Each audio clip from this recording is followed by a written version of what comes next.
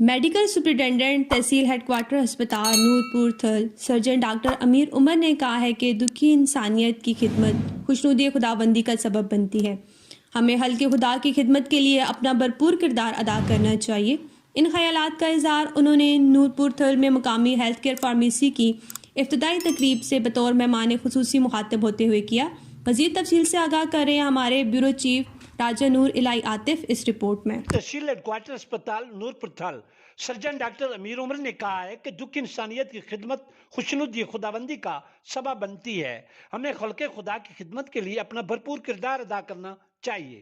ان خیالات کا اظہار انہوں نے نورپور تھل میں مقامی ہیلتھ کیئر فارمیسی کی افتتاحی تقریب سے بطور مہمان خصوصی مخاطب ہوتے ہوئے کیا۔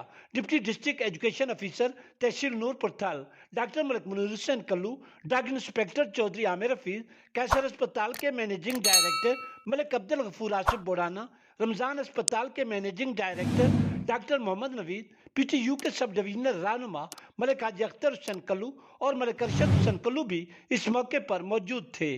اس موقع پر مہمان خصوصی ایم ایس سرجن ڈاکٹر امیر عمر نے فیتہ کاٹ کر توصیف ہیلتھ کیئر فارمیسی نورپور تھل کا باقاعدہ افتتاح کیا اور اس کی کامیابی کے لیے خصوصی دعا بھی مانگی گئی۔ اس پروقار تقریب میں مختلف شعبہ زندگی سے تعلق رکھنے والی نمائندہ شخصیات نے بھی بھرپور شرکت کی۔